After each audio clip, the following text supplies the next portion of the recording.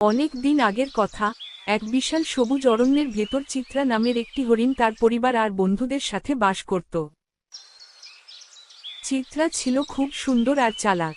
তার বড় বড় চোখ আর লম্বা পা দেখে সবাই মুগ্ধ হতো। বনের অন্য প্রাণীদের সাথে তার খুব বন্ধুত্ব ছিল। একদিন সকালে চিত্রা তার বন্ধু ময়না পাখির সাথে নদীর ধারে ঘুরছিল। ময়না উড়তে উড়তে চিত্রার কাছে এসে বসল। চিত্রা, তাড়াতাড়ি চলো। আমি শুনেছি আজ বনের রাজা সিংহের সভায় একটা বিশেষ আলোচনা হবে। বিশেষ সভা? কেন, কি হয়েছে? আমি ঠিক জানি না, তবে শুনেছি বনের ভবিষ্যৎ নিয়ে কিছু আলোচনা হবে। আমাদের সবার সেখানে থাকা উচিত। চিত্রা আর ময়না তাড়াতাড়ি সিংহের গুহার দিকে রওনা দিল। পথে তাদের সাথে আরও অনেক পশু যোগ দিল, চালাক শেয়াল, শান্ত হাতি আর চঞ্চল বানর। সবাই খুব চিন্তিত ছিল, কারণ সিংহের সভা সাধারণত কোনো ভালো খবর নিয়ে আসে না। যখন তারা সিংহের গুহায় পৌঁছাল, দেখল সেখানে আগে থেকেই অনেক পশু জড়ো হয়েছে। সিংহ তার বিশাল পাথরের সিংহাসনে বসেছিল, তার মুখ দেখে মনে হচ্ছিল সে খুবই চিন্তিত।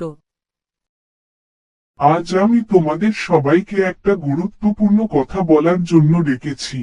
আমাদের বন এখন খুব কঠিন সময়ের মধ্যে দিয়ে যাচ্ছে।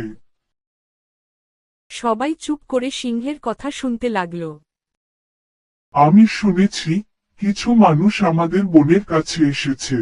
তারা এখানে ঘরবাড়ি বানাতে চায় আর আমাদের জঙ্গলটা নষ্ট করে দেবে।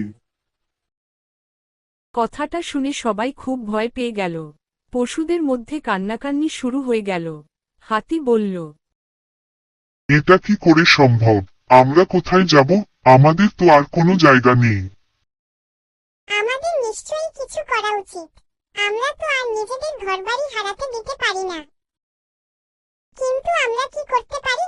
মানুষ তো অনেক শক্তিশালী, তাদের সাথে আমরা কি করে পারব? চিত্রা এতক্ষণ চুপ করেছিল। সে সাহস করে এগিয়ে এসে বলল, আমার মনে হয় আমাদের সবাইকে একসাথে লড়তে হবে। আমরা যদি সবাই মিলে চেষ্টা করি, তাহলে নিশ্চয়ই কোনো উপায় বের করতে পারব।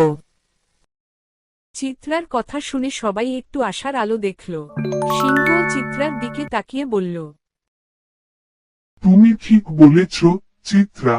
আমাদের একসাথে লড়তে হবে, কিন্তু কিভাবে, সেটাই এখন চিন্তার বিষয়।